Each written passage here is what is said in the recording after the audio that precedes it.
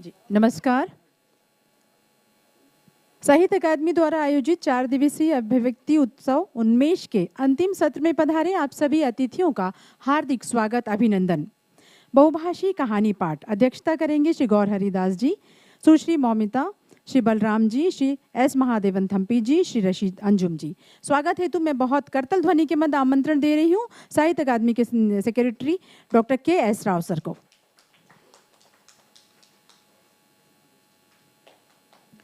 श्री गौर हरि जी का स्वागत करते हुए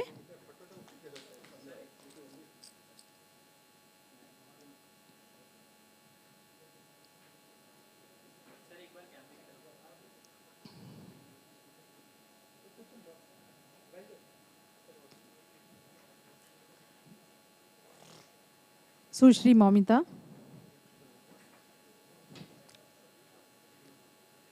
स्वागत करते हुए बहुत धन्यवाद, अभिनंदन आपका।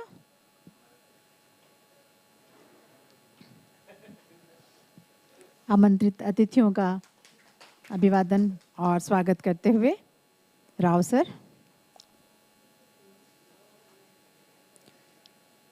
श्री एस महादेवन थम्पी जी का स्वागत करते हुए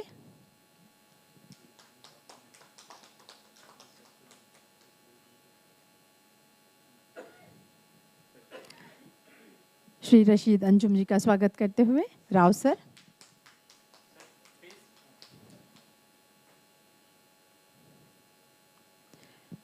सर बहुत बहुत धन्यवाद आपका। किस्सा कोई मानव इतिहास का आवश्यक हिस्सा है। ऐसी कोई सभ्यता या काल नहीं जबकि मनुष्य ने अपने साथियों से कहानियां साझा नहीं की। साझा करने की बात सामुदायिक जीवन से निकली और कहानियों ने न केवल मनोरंजन किया बल्कि श्रोताओं की सृजनात्मकता को बढ़ाने का काम भी किया। किस्सा गोई की प्रकृति अनिवार्यतः वाचिक है, लेकिन लंबे समय से विशेषकर औद्योगिक क्रांति और प्रिंटिंग प्रेस की शुरुआत के बाद से कहानियां लिखित अथवा छपे रूप में उपलब्ध होने लगी। साहित्य अकादमी लगभग 4 दशकों से कहानी पाठ और कहानी श्रवण की कला को पुनर्जीवित करने के लिए अपने द्वारा मान्यता प्राप्त सभी भाषाओं में कहानी पाठ के कार्यक्रमों का आयोजन करती रही है। यह सत्र अनेक भाषाओं में कविता को प्रोत्साहित करने की अकादमी की उसी प्रतिबद्धता की अगली कड़ी के रूप में आयोजित है तथा साहित्य प्रेमियों को सीधे उनके प्रिय कथाकारों के मुख से अनेक भाषाओं में कहानियां सुनने का अवसर प्रदान करता है। आप सभी का पुनः हार्दिक स्वागत और अभिनंदन है। सर, आपकी अनुमति हो तो कार्यक्रम के पहले वक्ता को मैं आमंत्रित कर लूं? जी, आप अपनी बात रखिए। Good afternoon ladies and gentleman.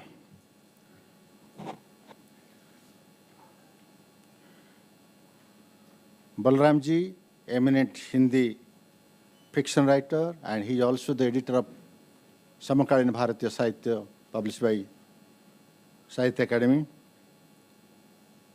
S. Mahadevan Thampi, Malayalam fiction writer. Kamal Rangaji, Rajasthan. Kamal Rangaji? नहीं, उर्दू के राइटर रशीद अंजुम और young fiction writer Momita. The good news about this session is that this is the last session of this 4 days long program. Then we will be free, at least free to go home. And I would request my friends, young friends, I'll just say a few words about the storage. And I request my friends, because reading storage and listening storage, they are 2 different things. Sometimes, Raman, my good friend, is also here. Sometimes there are very good stories, but which for the drawing room or bedroom, we can go on reading. It may not appeal to the readers when they're listening to the stories in such an atmosphere.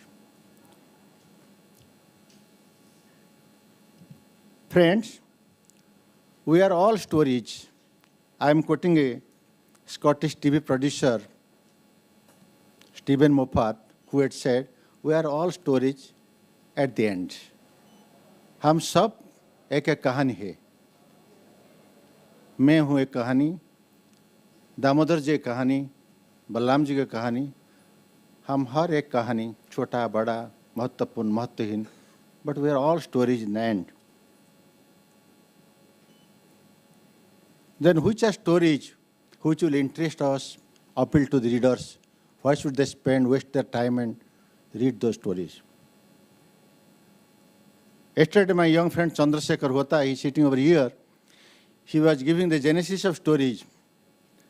In earlier days, Vedic age, stories were written about the nature, then it came down to gods and goddesses, then about kings and queens, then about the society, reform, social evils. Then it came down to, during freedom movement, it was all about freedom movement, Gandhian philosophy, poverty reduction, so on and so forth. But now, the present day, we are dealing with the human psychology. The individual is the subject. व्यक्ति हमारे कहानी का मुख्य है और समाज नहीं, राजा रानी नहीं, देवता देवियों नहीं और कोई प्रकृति भी नहीं है. We are dealing with human being, its psychological issues, its economic issues, its social issues, even political issues, everything. There are certain debates on which are in what way the story should be written. Premchand ने बताया था यथार्थवादी साहित्य और वास्तववादी साहित्य. Reality, story should be realistic.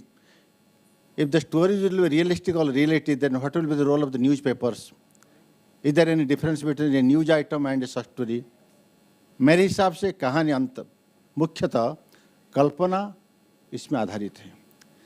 वास्तवता से जितने दूर हो कहानी इतनी अच्छी है. मगर as I am quoting Albert Camus, Camus had said, fiction is the lie through which we tell the truth. सत्य ये झूठ है जिसके जरिए हम सच बता सकते हैं. And my last word about this in my introductory speech, कहानी पढ़ने के वक्त, kindly excuse my Hindi, I am from Odisha, and when I see friends like from कहानी के पढ़ने के वक्त कभी भी ये पाठक को महसूस हो कि कहानी पढ़ता है तो वहीं कहानी खत्म हो जाता है, कहानी मर जाता है. जब तक उसको लगेगा कि सच देखता है, सच सुनता है, सच पढ़ता है, उस तक कहानी जीवित रहेगा. हम जब भी कोई फिल्म देखते हैं हम रो जाते हैं, रो पड़ते हैं. क्यों? उस वक्त हमको लगता है ये सच है, झूठ नहीं, ये कहानी नहीं. हम बताइए ये गपता है, ये कहानी बोलता है, तो अभी हमें आंखों में आंसू नहीं आएगा. तो credibility and readability, There are two things which are very important for a fiction.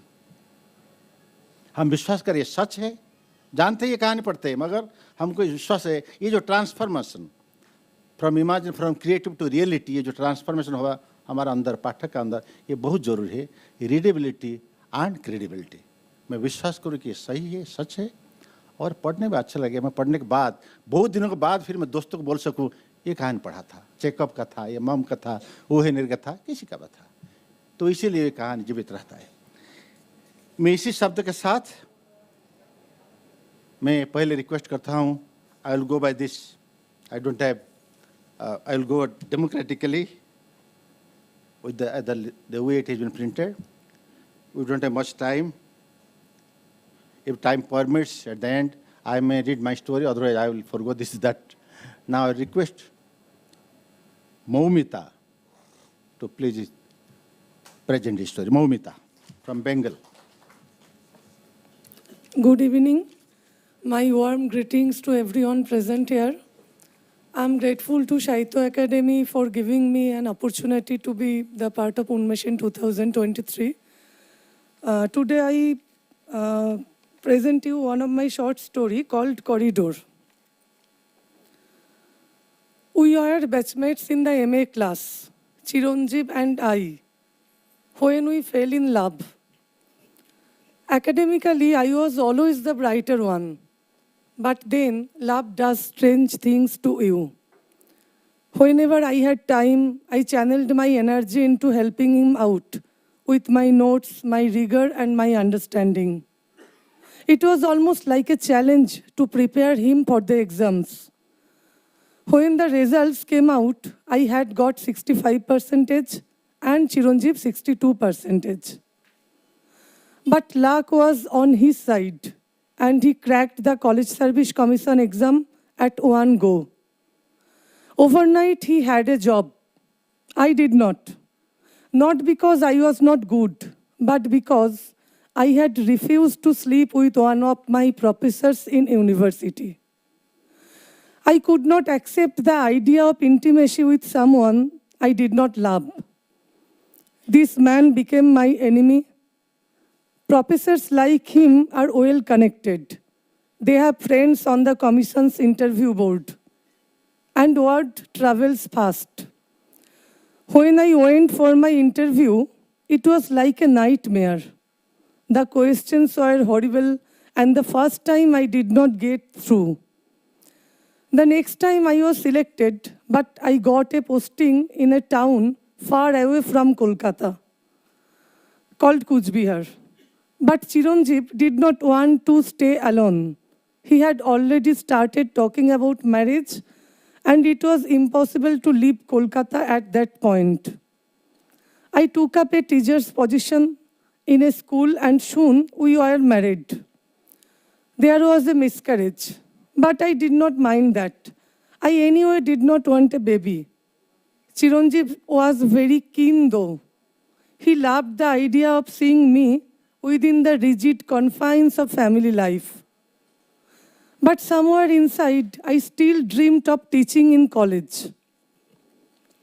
What's wrong with being a school teacher? He would ask. I knew that our individual stations in life gave him a sadist pleasure. I, who was always better than him in studies, a school teacher, while he taught in a college. I gradually started feeling stifled in the school environment. No one had the remotest interest in literature or the arts. This is not what I wanted. So when I got to know about a position in a private university in Kolkata, I did not think twice about applying. I cracked the job easily. There was politics and interference here too, but it was still better than the school. It was as if my status had improved. Chiranjeev taught in college and I at a university. So what if it was private institution? Things were going fine. Then one day I went to a poetry seminar on a friend's invitation. It's there that I met Soibal. Soibal Bosu was the most popular poet of our times. He was about 60, his face covered in salt and pepper beard, but everything about him was so youthful, the way he interacted with others. Was I falling in love? I don't know. I knew I loved Chiranjeev. I loved to cook for him, keep his house in order. I loved to explore my hidden desires with him. Still, Soibal was like a breath of fresh air in my life. His one WhatsApp message at night was like the much-awaited letter from the king. And I was Amol of this story. Was I cheating on Chiranjeev? The question was like a brand that signed my heart. My phone is password protected, but somehow Chiranjeev managed to unlock it one day. He must have seen a few messages because right after this, he started asking questions. Who is Soibal? Why do you talk to him so much? At times when I was on the phone, he would try to listen to our conversations, ensuring that I did not see him. In winter, there was big poetry festival where I had been invited to speak on Soibal's writings. But Chiranjeev planned a holiday at that exact time. This led to that, and we had a major showdown. You don't really have to go to that program, do you? He asked me pointedly. It was almost like a challenge to me to see if I would still go. But I had to back off because our disagreement would have taken a turn where meeting a divorce lawyer would be the only option left. My mother called up and gave me a piece of her mind. A married woman should know where to draw the line, she told me. So Chiranjeev and I went off for the holiday to a jungle in central India. The place did not have any network, and in a way that was probably good. Soibal would not be able to contact me. But however much I tried, the date of the festival was a constant reminder inside my head. In that forest, Chiranjeev had turned into an animal, consuming me like a carnivore going for its prey. I won't deny that I liked it. It was a pleasure in which I could lose myself. But that date, the 26th of the month, refused to go away. Soibal would be looking for me and must be wondering where I had disappeared. What should he do now, since I was supposed to talk about his poetry? There was nothing I could give him, not even a kiss. It was just the promise of that evening spent together, that public conversation over his poetry. After all, it was poetry that had brought us together at another seminar many months ago. Can you gift me some words? He had said, his eyes filled with pleading. But even in this 21st century, I am an Indian woman. I could wear jeans, but in front of my in-laws, I would have to sleep on the Shakapala, the markers of my marriage. I am not Draupadi, who had her 5,000s, nor am I Kunti, for whom the gods would descend from the heavens. I have to keep my family life intact. Is it right to be in love with two men at the same time?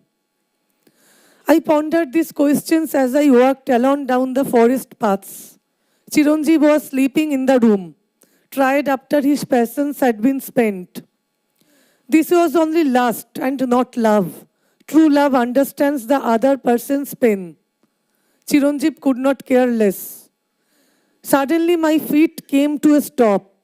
I had come quite far from our lodgings, and what I saw in front of me was enough to bring me to a standstill. People spend days in the forest for this, and here he was, in all his flaming glory, a Bengal tiger, just a few feet away. I almost slipped on the lips and fell, but then held my pose like a statue. A cold sweat ran down my back as the tiger walked softly towards me. I could feel that my time in this world was up, but then something miraculous happened. The tiger slowly walked past me only a few feet away, his yellow eyes looking at me throughout.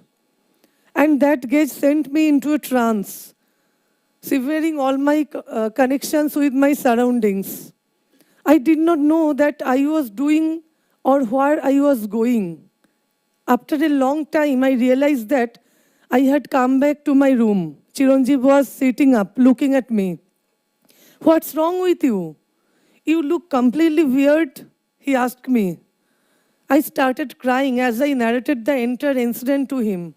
Chiranjeev drew me close and hugged me. I could feel that he wanted me again.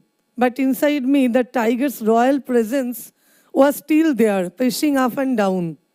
At night, Chiranjeev made love with me again and afterwards fell into a deep sleep. His levers had left him tired.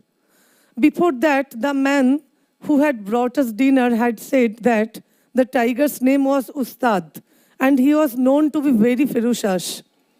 As I lay in bed, I kept wondering if the tiger I had seen was indeed Ustad, and if he was, then why had not he attacked me? I had been told that Ustad had already killed and eaten a local. Ustad visited me in my dreams. True love is that which sets you free, he whispered to me. Ustad was apparently from a forest in Karnataka, but he had migrated from there to the jungles of Maharashtra. His journey had then taken him to Corbett, before he finally arrived in Kanha. Maybe one day he will reach Sundarbans. Every wilderness in India has a forest corridor by which animals can travel from one place to another. An elephant can take the corridor from Assam to Kerala, or a tiger from Karnataka to Uttar Pradesh. But now hotels had come up next to all our big forests. There are huge buildings, bright lights. These have turned the jungles into glorified prisons for the animals. If animals cannot travel from one forest to another, then it is just like keeping them in a zoo. And if we, humans, cannot move from one relationship to another, then we are caught in fetters, and there is no love. Suddenly, I woke up with my eyes half closed. I saw Ustad walking past, his long tail swaying silently. It was as if his tail had rocked a weighing scale, which had Soibal and Chiranjeev on the two sides. That night, I somehow managed to connect to the hotel Wi-Fi. The airport was 2 hours away, and Soibal's program was the next evening. I got a flight ticket for the next morning. It was 16,000 rupees, but I did not care. I had to reach Kolkata. Soibal and I had a lot to talk about. I had to pass through many forests before I could come back home. I was not born to stay confined in a zoo. Chiranjeev was snoring gently next to me. I thought of waking him up and letting him know of my plans. But on second thoughts, that could wait till the morning. I decided to gather my thoughts on what I would say at the poetry seminar. For a second, it seemed like a shadow had moved away from the window. It was as if Ustad had walked away. But before departing, he had tossed a piece of him at me. It caressed me all over, from my head to toe, like a feather.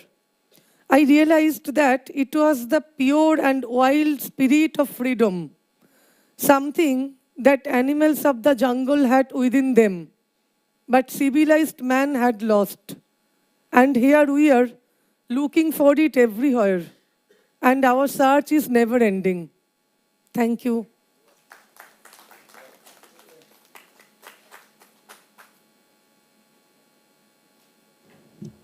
Thank you, Mamita. True love is that which makes you free. Very important line. Now I would request Balaram ji to kindly present his story. नहीं, इसे list के हिसाब में जा रहा हूँ democratically. मैं चाहता था हिंदी सबसे बाद में आए, भारतीय भाषाएं आगे आए, पहले आए, मगर आपकी इजाज़त नहीं है. इस समय पुराने समय की कहानी है. चला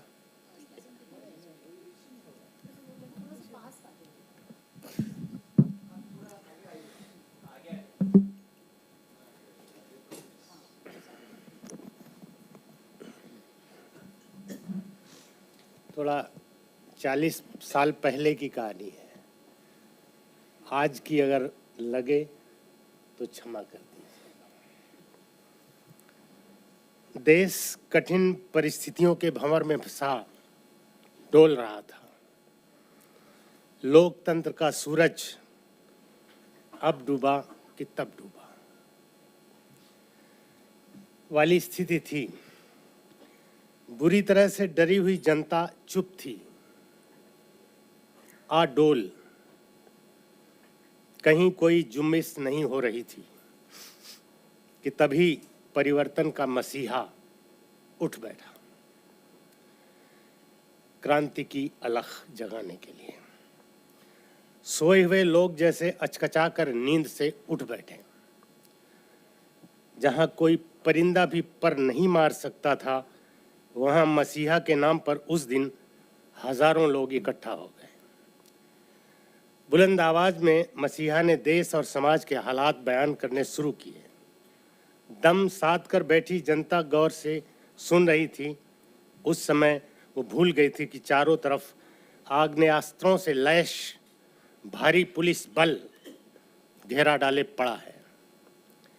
बहुत संभव है कि नाजुक मौके का फायदा उठाकर कोई सिरफिरा कुछ ऐसा कर बैठे कि पुलिस को गोली चलाने का अवसर मिल जाए. सैकड़ों लोग मरें, हजारों घायल हों और मसीहा को गिरफ्तार कर जेल में डाल दिया जाए. सो आयोजकों ने पक्का इंतजाम किया था कि किसी भी तरह की बदअमनी फैलने ना पाए. भीड़ का क्या भरोसा, अंजाम के बारे में कहाँ कुछ सोचती है फूक. ऐसे में तो बड़े बड़े हादसे हो जाते हैं. उस दिन भी आखिर हो ही गया। एक सिरफिरा बिजली की फुर्ती से मंच पर चढ़ गया और मसीहा के हाथ से माइक छीन लिया। आयोजक सोच समझ ही ना पाए कि यह सब कैसे हो गया। अप्रत्याशित को देखकर वे हक्के बक्के रह गए। सभा में दहशतनाक सन्नाटा पसर गया और कुछ पल बाद आयोजकों में भागा दौड़ी मच गई। सिरफिरे को पकड़कर मंच से नीचे फेंक देने को तत्पर लोगों से मसीहा ने शांत रहने की अपील करते हुए उस युवक की बात सुन लेने का आग्रह किया। हुआ ये था कि सिरफिरे ने मंच पर जाकर मसीहा से सवाल करने की इजाज़त मांगी थी, जो व्यवस्था और सुरक्षा के नाम पर उसे नहीं मिली। सो उसे ये दुस्साहस करना पड़ा। माइक अब उसके हाथ में था और मसीहा उसके सामने। महामना, आपसे एक सवाल पूछना चाहता हूँ। पूछिए, जरूर पूछिए। इस जन विरोधी सरकार से सत्ता छीन क्यों नहीं लेते? संघर्ष का बिगुल बजाते बजाते मसीहा के पांव थक चले थे और हाथों में ताकत की कमी महसूस होने लगी थी। आंखों की ज्योति धुंधला गई थी और गुर्दों की क्षमता घट गई थी। लेकिन सिरफिरे के सवाल से जैसे उसकी जीवनी शक्ति में अचानक इजाफा हो गया। पाँव में जैसे शक्ति लौट आई, हाथ भी मानो दूनी शक्ति से संपन्न हो उठे। दूर, बहुत दूर क्षितिज में उसे परिवर्तन का सूर्य उगता नजर आया। कुछ पल चुप रहने के बाद मसीहा ने सिरफिरे से पूछा, छीन तो लें, लेकिन कैसे? ऐसे। मसीहा से छीने माइक को अपनी मुट्ठी में कसे उसे उनकी आंखों के आगे करते हुए उसने कहा, जैसे मैंने आपसे माइक छीन लिया। मैं सिर्फ इतना ही नहीं करना चाहता मेरे भाई। मेरा लक्ष्य परिवर्तन है, सत्ता हथियाना नहीं। कहते कहते परिवर्तन को आतुर मसीहा की स्नेह विह्वल आंखें डबडबा आईं और आगे बढ़कर उसने सिरफिरे को बाहों में भर लिया।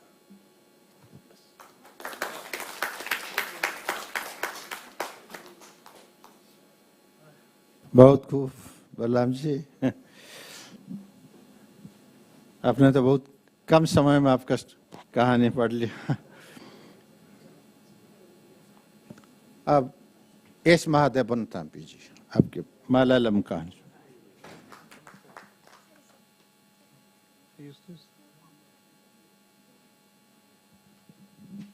Namaste. I present the English translation of my short story, Prison in the Sky, originally written in Malayalam, my mother tongue. Prison in the Sky. How will Mo feel? How can I bear to look into her eyes? Snehabalan, whose name means one who protects everyone with love and compassion, felt a surge of anxiety as his mother's helpless visage, filled with compassion and care, flashed before his eyes. Under the weight of humiliation and haunted by the image of those elderly eyes which peered in the depths of his soul, Snehabalan's head bowed down. More than the torment inflicted by the policemen who had been with him in the jeep for 4 hours, it was their threats that weakened Snehabalan. In very harsh words, they pointed out the gravity of his mistake. In a moment of despair, Snehabalan briefly toyed with the idea of jumping out of the running jeep to end it all. However, a new perspective gripped him the next moment. What if he survived the fall? The thought of enduring the punishment along with the potential injuries and humiliation deterred him from acting on that impulse. They asked him without any civility, even as his wife looked on, "Are you a human being? Abandoning your mother like a stray cat, we have come to take you in. Come quickly," they insisted. Feeling lost and unsure of what to do next, Snehabalan stood there for a moment, and then he heard his wife cries. He betrayed himself for not considering the option of jumping off the balcony when he had briefly gone inside to change his clothes. He avoided looking at his wife's face as he left the flat with the policeman, and he didn't meet the gaze of any of the concerned neighbors who had rushed to the place. Trying in vain to justify himself, he believed they had all contributed to this situation.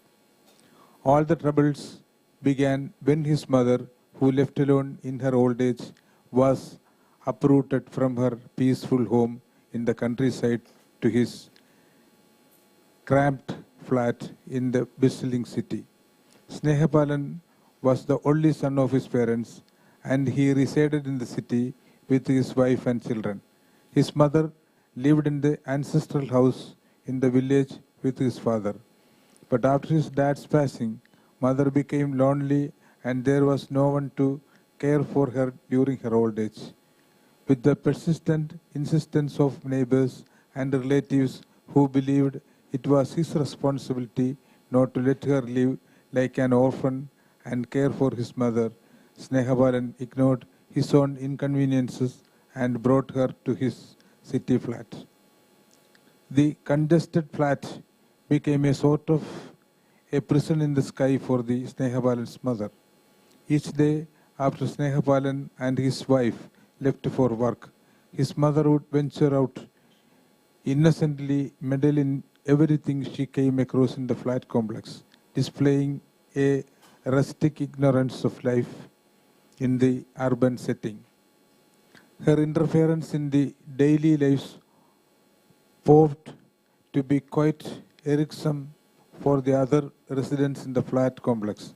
Under the severe pressure from his neighbors, Snehabalan reluctantly made up his mind to find a way to relocate his mother from his flat to somewhere else.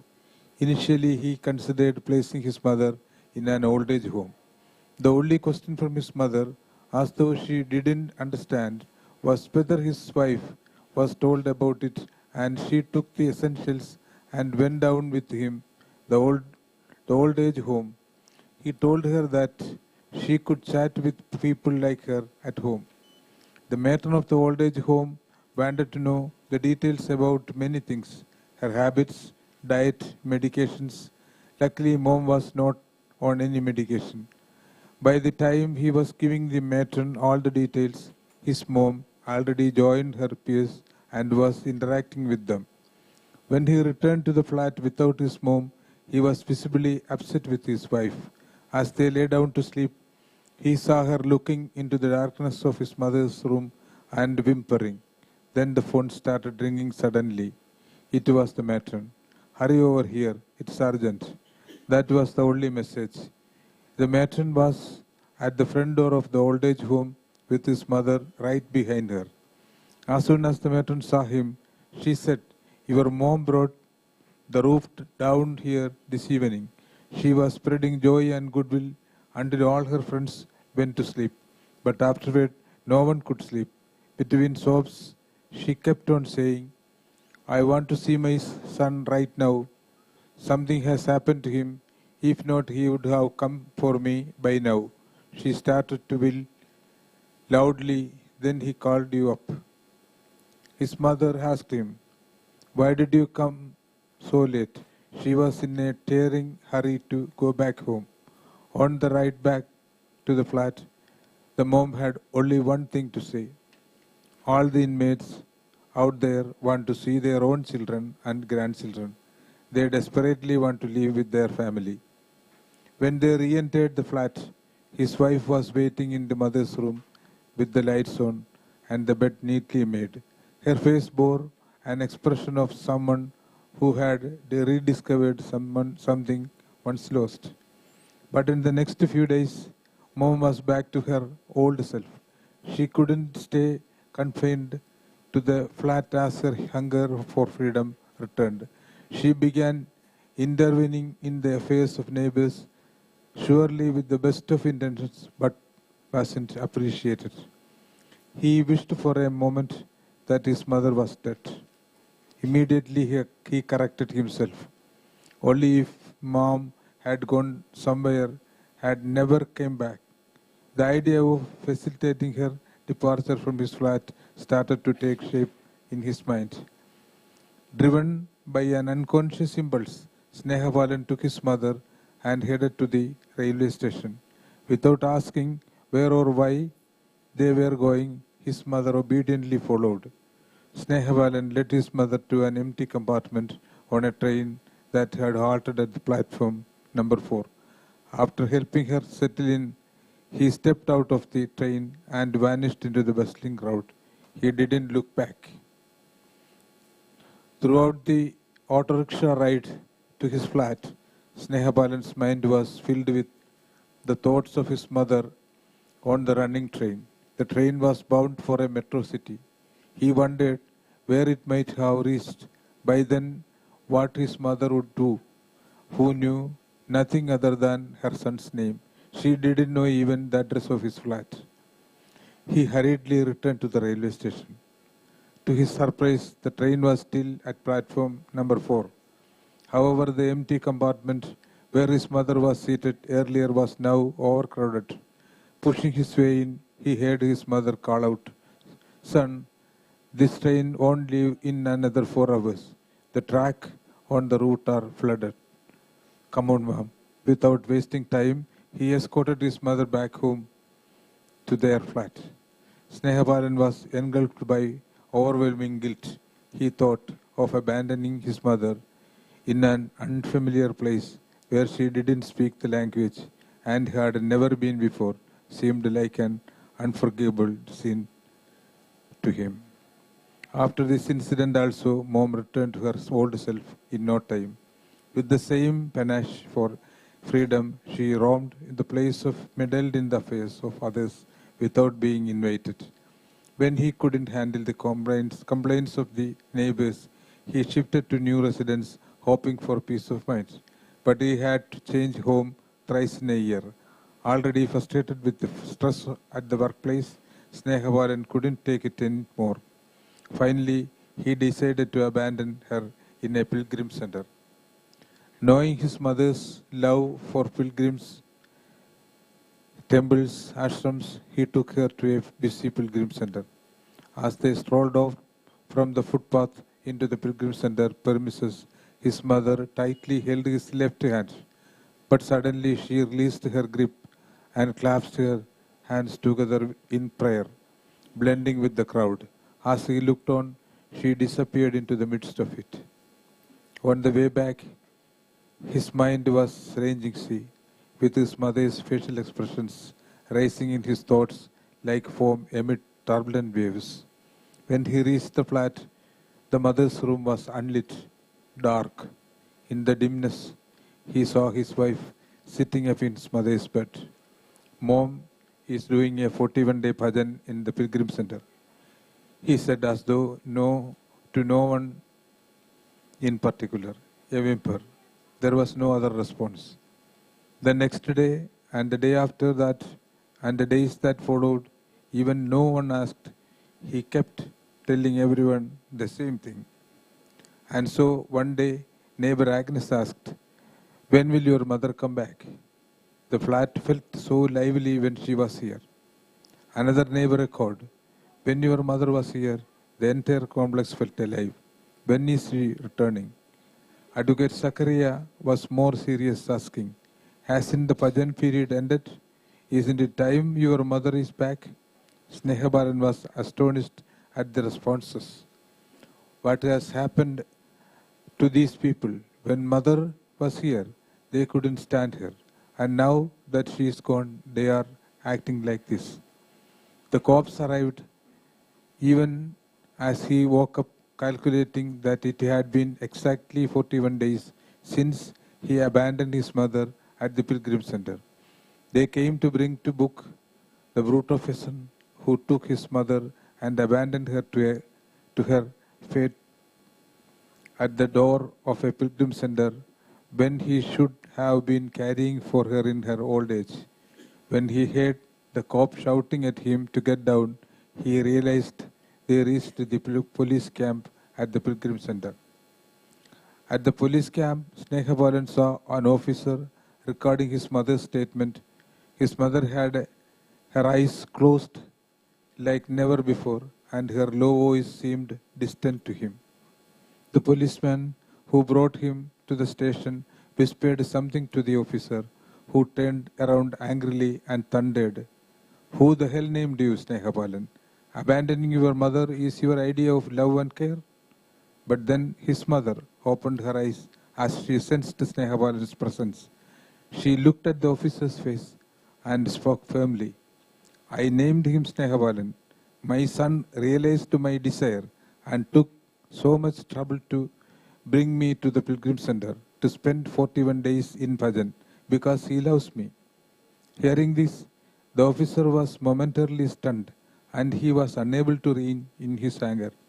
"Hey, old woman, didn't you say your son left you here and that you didn't see him after that?" "Yes, what is wrong with that? He brought me here and left. Doesn't he have a wife, a job and children? My bhajan period is 41 days. Now that it is finished, he is back." The officer was not willing to let go. "Didn't he take you to an old age home before this?" "Yes, didn't I tell you so?" "He did, so that I can interact with my peers." "Or didn't he run away after abandoning you on a train?" "I just want to see what a train looked like. He fulfilled that wish of mine." Without waiting for further questions, his mother turned to Snehabalan and asked, "Why do you look so hacked? Son, haven't you eaten anything?" Snehabalan couldn't utter a word.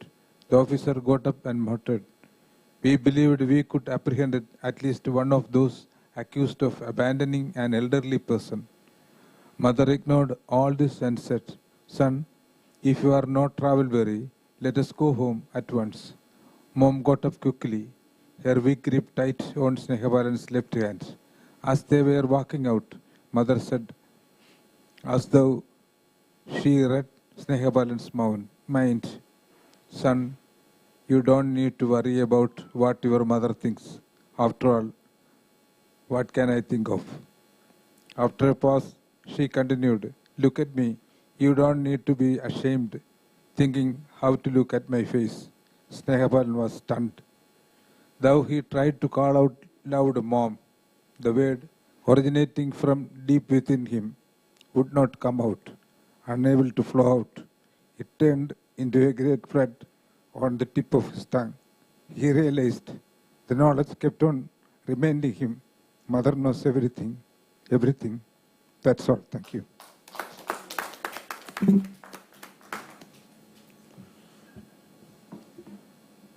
Thank you, Thampiji. Your voice was choked to the end. That only proves that your involvement with the story.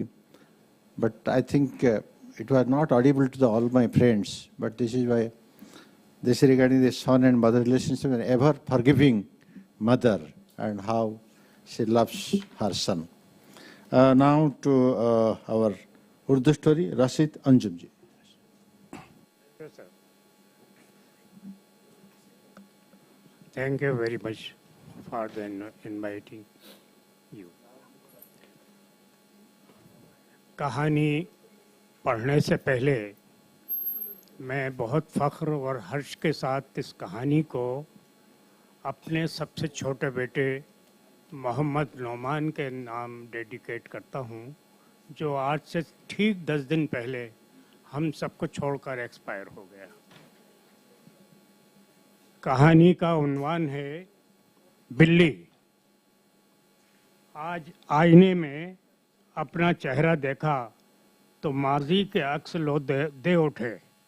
वक्त क्या है, रेत की मानिंद मुट्ठी से फिसल जाता है, मगर रेगज़ारे हयात पर शरखेज़ मौसमों की धूप कदमों के निशानात को कभी मान नहीं पड़ने देती। न जाने क्यों ज़िंदगी की ढेर सारी मसरूफ़ियतों के बावजूद वो कर्ब ख़ैज़ वाक़या ज़हन से कभी मुहिव न हो सका। जब भी 2-4 पल फुर्सत के मैसर आए तो माजी का वो लम्हा अपनी पूरी लर्ज़ाखेज़ियत के साथ मेरे नज़दीक आ ठहरा और मैं हमारी शादी को चंद रोज ही गुजरे थे कि हमने हनीमून मनाने का प्रोग्राम तरतीब दे डाला।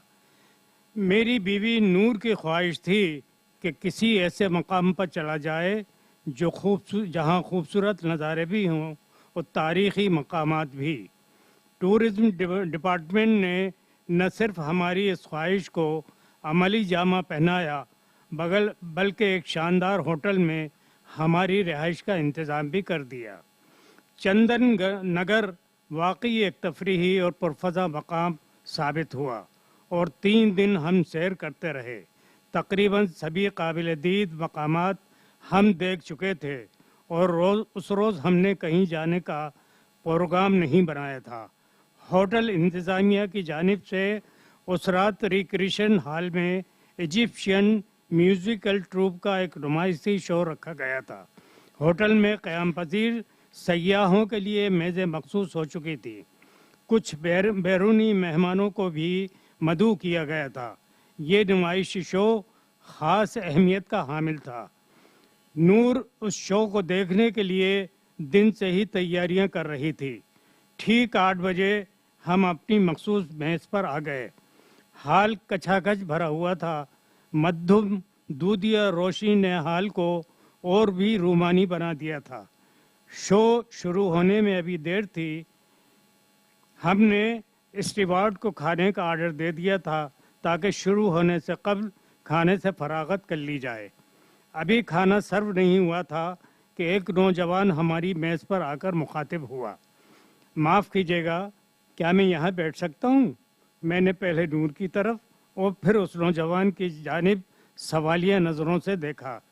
मेरी सवालिया नज़रों का मतलब समझकर उसने जल्दी से कहा, दरअसल मैं अभी यहाँ आया हूँ, पहले से टेबल रिजर्व नहीं करा सका।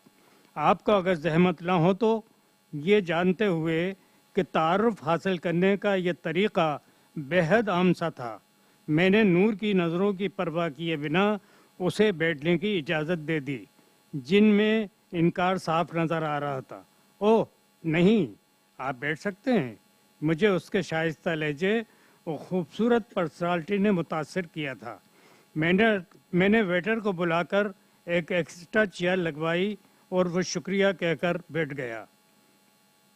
हमारा आर्डर सर्व हो गया। खाना भी मेज़ पर लगा दिया गया। अखलाकन मैंने उसे भी खाने में शरीक कर लिया और बातों का सिलसिला चल निकला। आर्केस्ट्रा की ऑफबीट धुनों से हाल का माहौल बहुत रूमानी हो गया था। उसने अपना नाम एतमाद बताया। एतमाद शहरयार शहर के नामी सरकारी वकील थे और एतमाद उनका तीसरा बेटा था। उसने वाइजिंग डिज़ाइनिंग की ट्रेनिंग ली थी और उसके साथ कॉटन इंडस्ट्री में डिप्लोमा भी हासिल किया था। मुख्तलिफ आवाज़ों की डिज़ाइनिंग उसकी हॉबी थी और 8 फिल्मों में उसकी काफ़ी डिमांड रहती थी। कॉटन इंडस्ट्री में वो संजीदगी की हद तक पेशावर बिजनेस मैन बनने का ख्वाहिशमंद था। शौक़ और पेशा, इन दो मुतज़ाद कैफियतों ने एक गैर यकीनी सनहत को मरकज़ियत दे दी थी और उन दोनों सनतों ने उसकी शख्सियत को काफ़ी दिलचस्प बना दिया था। मैं और नूर चंद लम्हों की रफ़ाकत में ही उसकी सहर तराज शख्सियत के असीर हो चुके थे। यूँ भी उसके खुशनुमा चेहरे पर हंसी की रोशनी मुझे बहुत भली लगी थी। ऊंचा पूरा कद, आंखों में खिलखिलाती मासूम सी शरारत, चुस्त सफ़ेद कमीज़ जिसकी उल्टी आस्तीनों से झांकती उसके बाजुओं की मछलियाँ जाहिर करती थीं कि वो जिम भी जाता था। पहली नज़र में देखने पर वो यूनान की असातीरी कहानियों का शहजादा लगता था।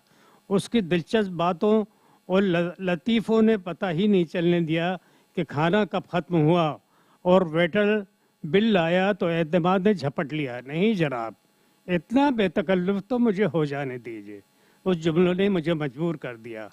इजिप्शियन ट्रूप अपना म्यूज़िकल आइटम शुरू कर चुका था। हम उसे देखने में मुहिब हो गए। बेहद दिलचस्प और सहर अंगेजियत थी। उसमें नूर तो जैसे खो गई थी। काफ़ी रात बाद हम वापसी के लिए उठ गए। एतमाद भी उसी फ्लोर पर ठहरा था जिस पर हमारा कमरा था। अलविदा कहने से पहले उसने वादा लिया कि सुबह वो हमारे साथ ही घूमने जाएगा। किला देखने की तजवीज़ भी उसी की थी। वो हमारी आखिरी विज़िट थी। टूरिस्ट बस से हम उस किले तक पहुँचे और टिकट खरीद कर तवील राहदारी में दाखिल हो गए। राहदारी से गुजरकर जब अंदर पहुँचे तो एक वसी कता आराजी हरी हरी घास से ढका हुआ हमारे सामने था और किले की ऊंची दीवारें, उनकी बुर्जियां और दूर तक फैली पत्थरों और कहीं कहीं संगमरमर से तामीर छोटी छोटी मेहराबें एक अजीब मरूब कुन मंजर पेश कर रही थीं। उस कता आराजी से बुल्हिक शाही बेगमात की रसोई और उनकी आराम गाहें दावत तलब दे रही थीं। हमने सबसे पहले उन्हें देखने का इरादा कर लिया। मैं, मेरी बीवी और एतमाद उन इमारतों में दाखिल हो गए। एतमाद हमारे साथ गोया गाइड का फ़र्ज़ अंजाम दे रहा था और मुझे ताज्जुब हो रहा था कि वो अपने नाम के इन मुताबिक था। उन इमारतों को देखते देखते काफ़ी वक्त सर्फ हो गया। जब हम उनसे बाहर आए तो तकान हमारे आसाब पर गालिब आ चुकी थी। कुछ फासले पर एक काफ़ी चौड़ी दीवार थी। हम उस पर आकर बैठ गए। एतबाद ने हमारी तलब को शायद महसूस कर लिया। वो तेज़ी से गया और जब लौटा तो उसके एक हाथ में पानी की ठंडी बोतल और दूसरे में सैंडविच के पैकेट थे। वो पैकेट उसने हमें थमा दिए और तीसरा खुद लेकर खाने लगा। हमने दीवार के दूसरी जानिब देखा। उस दीवार से काफ़ी नीचे एक कता आराजी और था और उसकी घास पर एक बिल्ली अपने खूबसूरत नन्हे से बच्चे के साथ खेल रही थी। बच्चा कभी माँ की पीठ पर सवार हो जाता तो कभी दूर जाकर दौड़ता हुआ आता और बिल्ली के बदन में अपने बच्चे गाड़ देता। बड़ा ही दिलचस्प मंजर था। एतमाद ने सैंडविच का एक टुकड़ा नीचे फेंका जो बिल्ली के नज़दीक गिरा। बिल्ली ने पहले ऊपर देखा, गोया वो फेंकने वाले को समझना चाहती हो। फिर उस टुकड़े को सूंघकर बच्चे को खाने की इजाज़त दे दी। बच्चा जल्द ही उस टुकड़े को चट कर गया और फिर से ऊपर देखने लगा। इस बार एतमाद ने एक पत्थर उठा लिया। मैं उसका मतलब समझ गया। उसे रोका भी, मगर उसने कहा कि देखिए, खेल अब और भी दिलचस्प हो जाएगा। उसने पत्थर नीचे फेंका। एक तो उसके हाथ की कुव्वत और दूसरे पत्थर की सख्ती। पत्थर फासले पर गिरने के बजाय बच्चे के सर पर लगा और बच्चा लम्हा भर में मौत की आगोश में चला गया। हम दोनों कांप उठे, मगर एतमाद की एतमादी में कोई फ़र्क नहीं आया।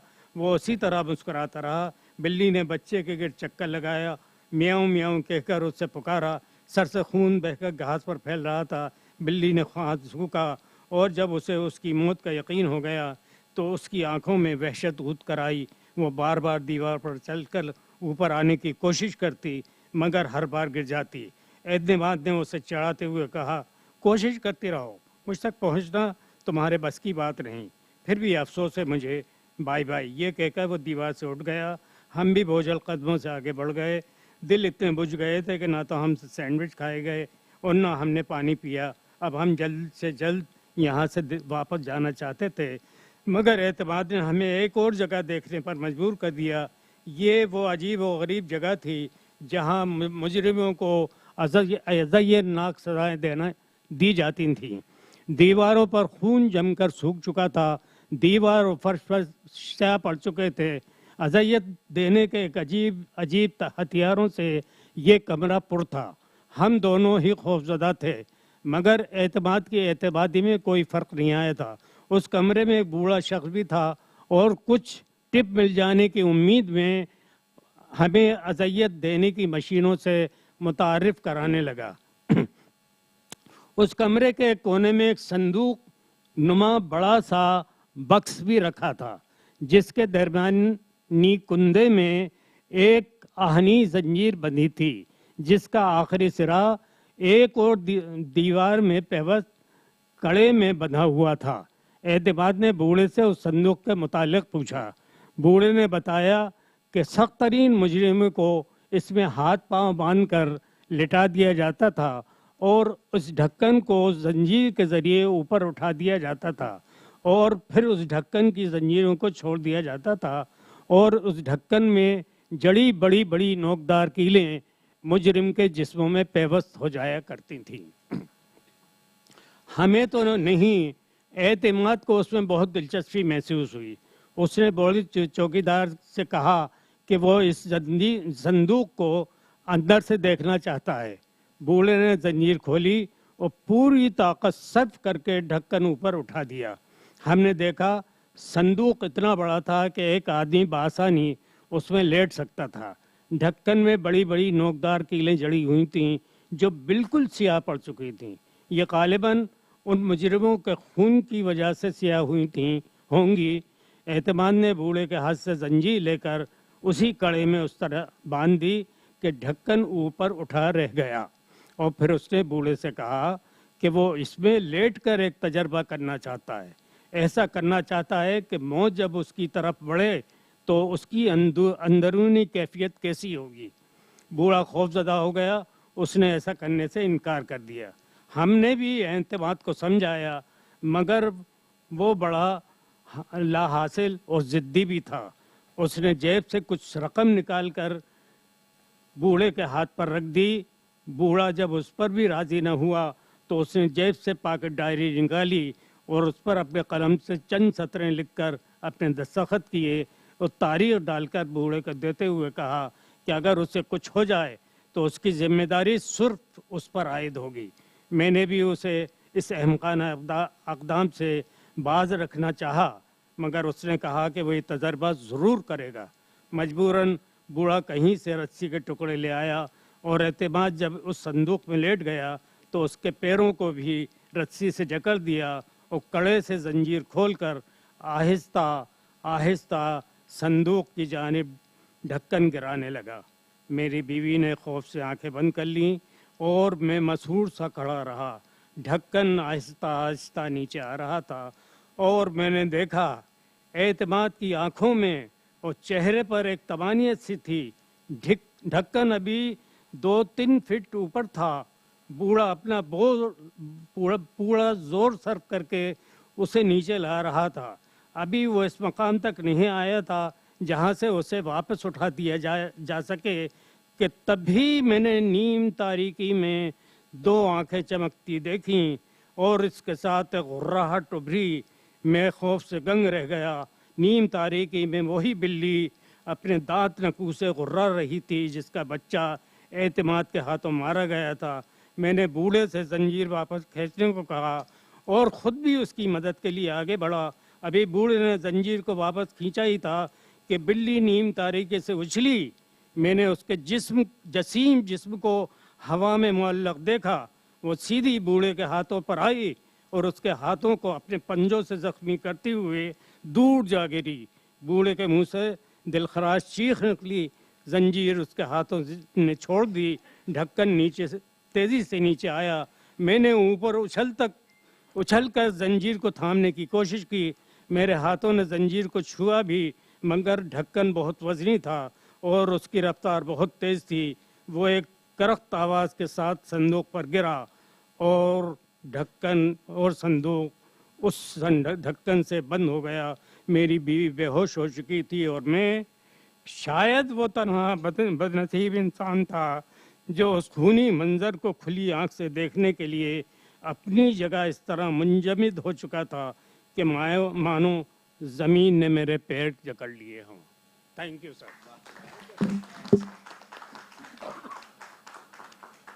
Thank you very much. बहुत खूब, thank you. We are on time, so let me read out also my story, because the atmosphere of the room has been heavier with the back-to-back those 2 stories of Mahadevan Thampi and now Rashid Anjum ji. मेरा ये कहानी कुछ ऐसा serious नहीं है, थोड़ा गंभीर का बात नहीं है और इतना लंबी भी नहीं है। मैं सोचता हूँ ठीक टाइम पे ख़त्म हो जाएगा। ये कहानी का नाम है व्यापार।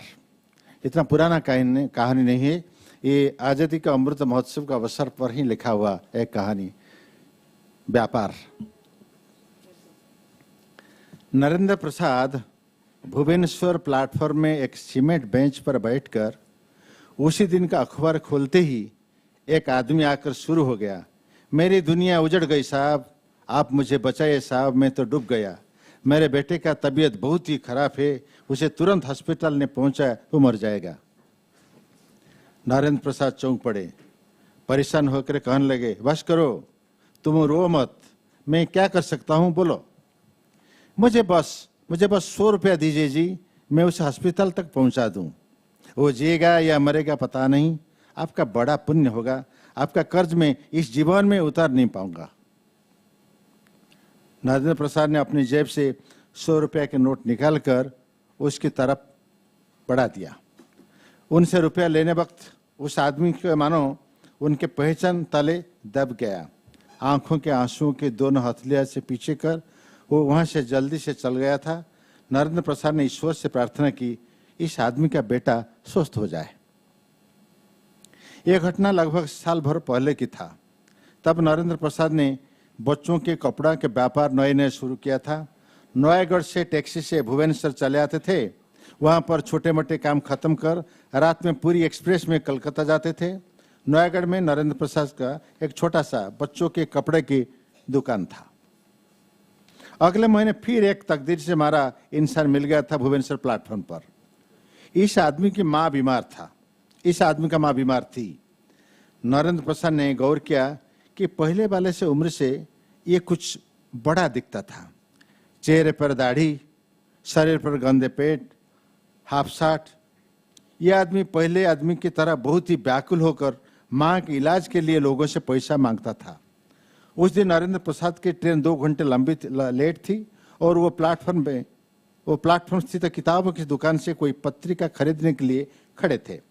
वो आदमी उनके पास पहुंच गया।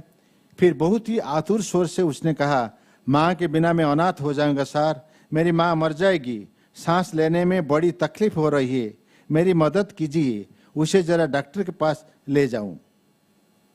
नरेंद्र प्रसाद 100 रुपया के नोट देकर वहां से चले आए थे। उससे उम्मीद थी कि साथ ही उसके माँ स्वस्थ हो जाए। उसके अगले महीने प्लेटफॉर्म पर फिर और एक आदमी से मुलाकात हो गई।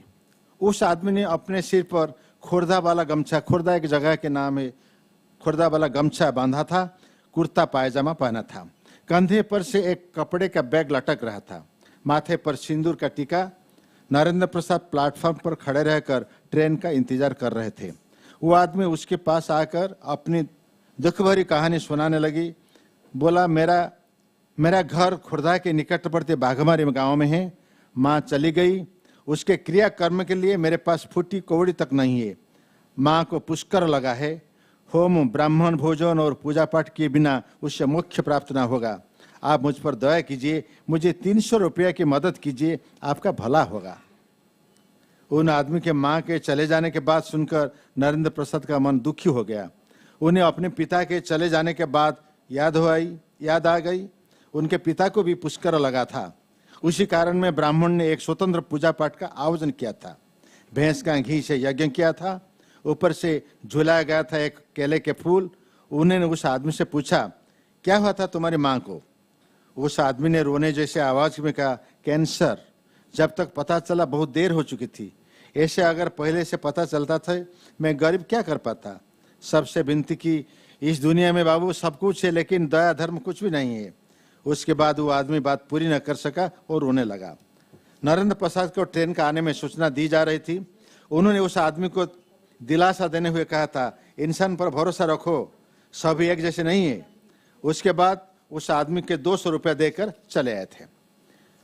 इनके बाद पूजा का महीना आया। प्लेटफॉर्म पर खूब भीड़ था। इधर उनके ट्रेन 1.5 घंटे देर से चल रही थी। सूचना दी गई थी कि ये ट्रेन भुवनेश्वर में रात को 11 बजे पहुंचेगी। फिर से एक और अभागे से भेंट हो गया। नरेंद्र प्रसाद ने इस बार उस आदमी को पैनी नजर से देखा। उस वक्त उस आदमी के गर्दन के नीचे वाले काले धब्बे पर उनकी नजर पड़ी थी। इस बार उस आदमी को एक लुंगी पहनी थी और तेल लगाकर बाल संवारे थे। नरेंद्र प्रसाद पास आकर दक्षिणी उड़िया से बोलने लगा, सर मैं पूरी तरह से तबाह हो गया, मर गया सर, बोलो तो मेरी दुनिया ही लुट गए। वो शायद कुछ और ही बोलता। नरेंद्र प्रसाद ने उसे रोक कर पूछा, क्या हो गया, ऐसे क्या बोल रहे हो कि तुम्हारी दुनिया लुट गई? वो आदमी पहले की तरफ आतुर स्वर से बोला था, उसका घर छत्रपुर है, पत्नी के साथ लेकर भुवनेश्वर आ रहा था, बस से उतरकर सेक्टर नंबर 3 जाते वक्त कोई एक ऑटो रिक्शा टक्कर मारकर चली गई। उसके पत्नी को पैर टूट गए है। उससे सेक्टर 6 के अस्पताल में छोड़कर रुपया के जुगाड़ में वो आया है। वो आदमी जब बात कर रहा था, नरेंद्र प्रसाद उसके गर्दन के निचले हिस्से के निहारने लगे थे। वही बड़ा सा काला धब्बा साफ दिखाई दे रहा था। आदमी को चेहरा भी एक जैसा दिखता था, लेकिन उन्होंने बिना कुछ बोले उससे भी 100 रुपया के नोट पकड़ा कर बोला, चलो मेरे पास आज ज्यादा रुपया नहीं है, इतने से काम चलाओ। वो आदमी पैर घसीटते हुए चला गया और देखते ही देखते भीड़ में खो गया था। नरेंद्र प्रसाद को उस दिन शक हुआ था, एक ही आदमी बार बार भेष बदल कर उससे रुपया लेकर उन्हें ठग तो नहीं रहा है। फिर उन्होंने सोचा था, लेने दो, कितने लोग कितने प्रकार से ठगते हैं, वो आदमी ऐसे 100-200 रुपया ले गया तो लेने दो। लेकिन अगर सच में उसका पत्नी का पैर टूट गया होगा तो उनकी यह मदद उसका कुछ उपकार तो करेगी। उन्होंने उस प्रसंग को भूलकर अपने व्यापार पर ध्यान केंद्रित किया था। इस बार कीमत से 30% बढ़ाकर स्टिकर लगाने से मुनाफा नहीं होगा, वो सोचने लगा। अगले महीने से लेकिन वो आदमी पकड़ा गया। उसके गर्दन से नीचे रहे उस बड़े से काले धब्बन ने उसे पकड़ा दिया था। उसके बावजूद वो आदमी अपने माँ के मरने के बाद फिर से शुरू करने जा रहा था। नरेंद्र प्रसाद बोले, तुम्हारी माँ तो मर चुकी थी, फिर बीमार कैसे पड़ी? माँ बेटे पत्नी को बात बोल चुके हो, इस बार कुछ नया बोलो, नहीं तो मेरे सामने से चले जाओ। वो आदमी कुछ नरम पड़ने के बजाय चढ़े हुए गले से बोला था, आप तो बड़े अच्छे आदमी हैं। क्या हुआ? नरेंद्र प्रसाद ने जवाब में, आप मुझे पहचानते और पहले क्यों नहीं बताया? मैं आपको बोलते जा रहा हूं और आप सुनते जा रहे हैं। नरेंद्र प्रसाद चौंक पड़े। हर एक पर यकीन करना उसकी कमजोरी है। उन्होंने अपने मन की भाव से दबाकर कहा, विश्वास एक बहुत बड़ा अनुभूति है, उसके अलावा मेरा यहाँ घंटा 2 घंटा का समय गुजरते कैसे? तुम्हारे हर बार एक एक नया कहानी से मेरा समय गुजर जाता था। आजकल सिनेमा हॉल, बार, रेस्तोरां जाने पर 500-1000 रुपये उठ जाते हैं। अगर 100-200 रुपये में ऐसी दुख भरी कहानियां सुनने को मिलते हैं तो मेरी शिकायत क्यों करता? तो तुम्हारी गलती है, कारण तुम इस बार पकड़े गए। किसके पास किसकी बीमारी की बात कर रहे हो वो तुमको याद नहीं रहना, ये तुमको याद रहना जरूरी है। वो आदमी उपाय ढूंढ रहा था कैसे नरेंद्र प्रसाद के सामने वो चला जाए। नरेंद्र प्रसाद उसे बोले, ऐसे कारोबार करने के कभी पुलिस के हाथों पकड़ जाकर थाने में घसीट जाओगे। तुम समर्थ आदमी हो, कोई दूसरा धंधा काम शुरू क्यों नहीं करते हो? इस बार वो आदमी एकदम रो पड़ा। उसे प्लेटफॉर्म बैठकर बोला, मैं एक अभागा हूँ, बचपन से माँ बाप को खोया है, घर में कोई खेती बाड़ी नहीं है, एक होटल में बर्तन धोने का काम गुजर रहा था। उसी दौरान मैंने शादी की थी, लेकिन मैं काफी समय बीमार रहा, काम नहीं कर पाया। ऐसे वक्त में इस होटल के बावर्ची के साथ मेरी लुगाई भाग गई। उसे मैंने कितना ढूंढा लेकिन वो मिली नहीं। उसके बाद मेरा मन मर गया।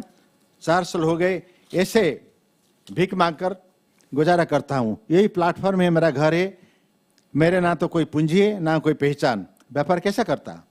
नरेंद्र प्रसाद समझ नहीं पा रहे हैं इस आदमी को ये सच्ची बात बोल रहे हैं या फिर मनगढ़ंत कहानी।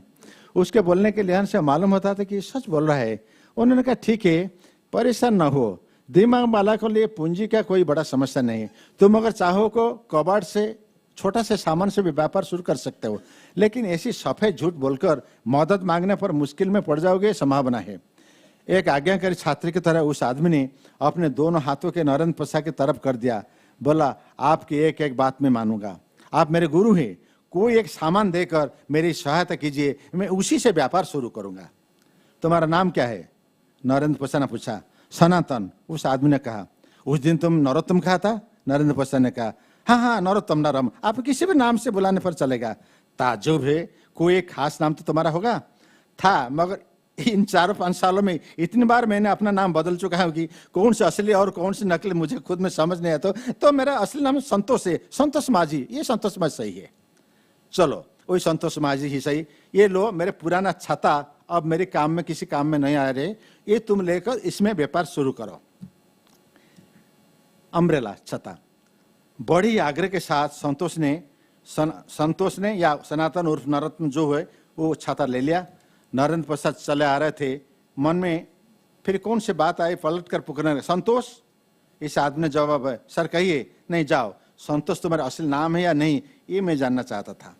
संतोष माझी उस पुराने छाते को लेकर चला गया। यह लगभग 8 महीने पहले की बात है। इस 8 महीने के अंदर नरेंद्र प्रसाद कलकत्ता नहीं गए हैं, जाने की आवश्यकता नहीं पड़ी। कलकत्ता के व्यापारी ऐसे प्रतिनिधि आकर नयागढ़ में सामान दे जा रहे थे। पिछले 13 तारीख को में गए थे, आज लौट रहे। भुवनेश्वर स्टेशन का प्लेटफॉर्म, पुराना बेंच पर खड़े होकर नरेंद्र प्रसाद संतोष माझी को ढूंढ रहे थे। सालों तमाम नियमित रूप से उस आदमी से मुलाकात होने के कारण एक से एक जैसा रिश्ता बन गया था।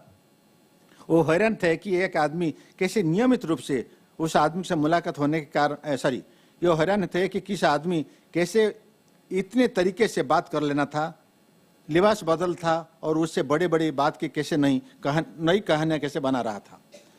तो ना संतोष माझी प्लेटफॉर्म में घूमने रहे था, उससे मुलाकात ना हुई, वो प्लेटफॉर्म से बाहर चले। आज 15 अगस्त है। आज 15 अगस्त है। राजधानी के मास्टर कैंटीन चौक से महात्मा गांधी मार्ग तक रास्ते के जातीय ध्वजा से सजाया गया है। कुछ समय बाद यहीं पर भाषण शुरू हो जाएंगे। नरेंद्र प्रसाद से टैक्सी उसी तरफ जा रही थी। ट्रैफिक पुलिस ने रोककर राजमहल चौक से निकलने के लिए इशारा किया। नरेंद्र प्रसाद टैक्सी के खिड़की से बाहर कर और घूमने लगे थे। पुराना बीडीए भुवनेश्वर डेवलपमेंट अथॉरिटी दफ्तर से नजदीक सफेद कपड़े से बनी एक अस्थायी दुकान था। वहां पर एक आदमी गांधी टोपी पहनकर आवाज लगा रहा था, स्वतंत्र से संबंध रखने वाले कीमती स्मारकियां को खरीद ले, जीवन तमाम स्वतंत्र का आंदोलन का अनुभव को अपना रख ले, आइए लीजिए, ये सारे स्मारक स्वतंत्र के साथ जुड़े हुए हैं। नरेंद्र प्रसाद हैरान हुए। इस देश में 1000 म्यूजियम है, संग्रहालय है, इसके बावजूद स्वतंत्रता के स्मारक वस्तुएं फिर यह ऐसे फुटपाथ में, भुवनेश्वर फुटपाथ में कैसे बेचा जा रहा है। उन्होंने ड्राइवर से कहा, जरा रोको। ड्राइवर ने नाराजगी जताई। नरेंद्र प्रसाद बोले, ठीक है, मैं कुछ ज्यादा रुपया दूंगा, तुम रोको। अब यह दुकान के सामने थे। अब दुकान के सामने खड़े थे। दुकान के भीतर 2 पुराने थैलियां थी। दुकान के अंदर पुराने थैलियां थी, एक लंठन, 2 हाथ की घड़ियां और बीच में एक पुराना छाता। उस छाते पर नरेंद्र प्रसाद नजर पड़े तो उन्होंने पहचान लिया, ये तो वही छाता है, मेरा छाता, जिसे मैंने ये संतोष माझी को दी थी। ए बाबू जरा सुनो। उनकी आवाज सुनकर दुकानदार ने पलट कर देखा। सिर पर गांधी टोपी के बावजूद नरेंद्र प्रसाद को कोई दिक्कत नहीं हुआ कि पहचान में ये संतोष माझी है। संतोष माझी दुकान में काम कर रहे दूसरे बच्चों को जिम्मेदारी सौंपकर बाहर आ गया। तभी किसी एक ग्राहक ने पूछा, इस छाते की विशेषता क्या है? विशेषता तो क्या है? ये छाते की स्पेशलिटी क्या है? संतोष माझी प्रगल्भ होकर संतोष माझी ने बताया, 1934 में जब गांधी उड़ीसा आए थे, इसी छाते में उन्हें आचार्य हरिहर को कटक स्टेशन के विद्याधरपुर तक ले गए थे। तब हल्की हल्की बारिश हो रहा था। बारिश छूटने के बाद गांधी जी बोले, हरिहर इस छाते को तुम ही रख लो। आखिर तक हरिहर ने इस छाते को अपने पास रखा था। उनके देहांत के बाद हमने यह संग्रह किया है। यह छाता बहुत ही पवित्र है, कीमत सिर्फ 3000 रुपया। नरेंद्र प्रसाद को कानों पर यकीन ना हुआ। उन्होंने जोर से बोला, संतोष जल्दी से बाहर आकर बताया, आप देखिए, मैं जरा सर से बात करके आता हूं। बिना किसी प्राक कथन के नरेंद्र प्रसाद ने पूछा, ये तुम क्या कर रहे हो? संतोष माझी ने कहा, सर मुझे दोष न दीजिए, मैं तमाम राजधानी में घुमा फिर कर इसी सिद्धांत में पहुंचा कि यह लोगों को कहानी चाहिए, उन्हें और कुछ नहीं चाहिए। आप कह सकते हैं प्लेटफॉर्म में मेरा ये पुराना व्यापार क्यों अच्छा चलता था? जो लोग रुपए अठन्नी देने के लिए झिझकते हैं, वो लोग मेरे हाथ से 100-200 रुपए क्यों थमा जाते थे? क्यों? वास्तव में सब लोग वही चाहते हैं कि कोई उन्हें कहे कि वो दूसरे से बेहतर स्थिति में है। इसलिए वो लोग जब दूसरे को पूछते हो तुम कैसे हो, वास्तव में ये जवाब में सुनना चाहते हो कोई अच्छे में नहीं है। दूसरे आदमी को बदहाल में रहने की खबर उन्हें खुश करती है। इसलिए मैं अपनी बातों को अधिक से अधिक करुण, अधिक से दुख भरी बनाकर कहता हूं। इसलिए वो लोग मुझे रुपया देते थे। नरेंद्र प्रसाद चौंक पड़े, ये आदमी है या मनोवैज्ञानिक? उन्होंने कहा, लेकिन उसके लिए कि तुमने एक मामूली छत्ता को महात्मा गांधी के छत्ता बोलेगा? सर इस दुनिया में कोई भी चीज मूल्यहीन या फालतू नहीं है। जिसे निर्बोध लोग मूल्यहीन समझते हैं, उसे बुद्धिमान लोग नए कहानी जोड़कर अनमोल बना देते हैं। आप ही ने तो कहा था आदमी को विश्वास ही बड़ा है। उसी विश्वास के जगह के सका बिना कोई भी सामान अनमोल नहीं सकता है। तुम जो कर रहे हो किसी दिन हवालात ही जाओगे। देख, फिर संतोष ने बोला, देखता हूं सर, यह भय आपको कभी भी आपसे नहीं जाएगा। 70 साल हो गया, सैकड़ों नेता ने आम जनता की ऐसी बातें बोले कर, मूल्यहीन चीजों को अनमोल बनाकर हम पर शासन कर रहे, और उन्हें कोई हवालातें बंद नहीं कर रहा है, मुझे क्यों करेगा? किसी के पास कोई प्रमाण है? बताइए, छठा महात्मा गांधी ने व्यवहार नहीं किया। नरेंद्र प्रसाद ये समझ रहे थे कि संतोष मेरे साथ बहस करे का बेकार है। उसके बेतु की बात में कोई जवाब देने से उनका आग्रह नहीं था। संतोष महाजी ने कहा, मैंने अनुभव किया है, मेरी बात ही मेरी सामर्थ्य है, मेरे बात बोलने का तरीका ही मेरा सामर्थ्य है। मुझे चाहिए दूसरे लोगों का विश्वास। आप मुझे पसंद नहीं करते, ये अलग बात है, लेकिन ये दुनिया बहुत बड़ा है और लाखों लोग ये दुनिया में है। धन्यवाद।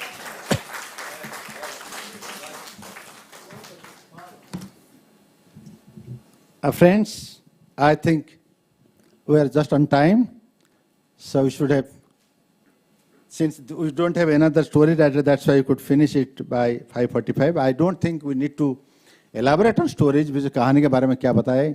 2 था emotional story, extra relationship, contemporary story, और 2 तो फिर साटायर, मेरा भी एक साटायर मान लीजिए। कल बात हो रहा था कौन सा स्टोरी क्लासिक होगा, कौन सा स्टोरी कंटेम्पररी। इनफैक्ट हर स्टोरी कंटेम्पररी, हर स्टोरी क्लासिक। जो कंटेम्पररी स्टोरी में क्लासिक का एलिमेंट हो, तो वो भी एक दिन जब प्रेमचंद लिखते थे उस कंटेम्पररी था, जब फकीरमोहन सेनापति लिखते थे वो कंटेम्पररी था, आज वो क्लासिक माना जाता है। तो वो कहानी कौन सा शाश्वत होगा और कोई स्थानीयता होगा, वो कहानी खुद उनका भाग्य लेके आता है।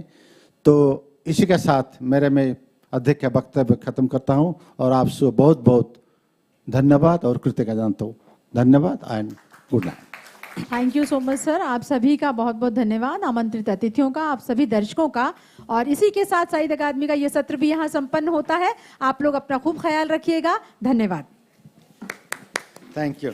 और एक बात और, ग्रुप फोटो के लिए आज के हमारे जो गेस्ट है वो इन्वाइटेड है। उसके अलावा एक सूचना और सुन लीजिएगा कि गौरांजनी में समापन सत्र होगा, तो आप सब तुरंत बाद गौरांजनी में आमंत्रित हैं, तो सभी गौरांजनी में आप इकट्ठा हो जाइएगा। समाप्त। जी जी जी, बस तो उसके तुरंत बाद फोटो सेशन होगा तो हो जाएगा इतना टाइम।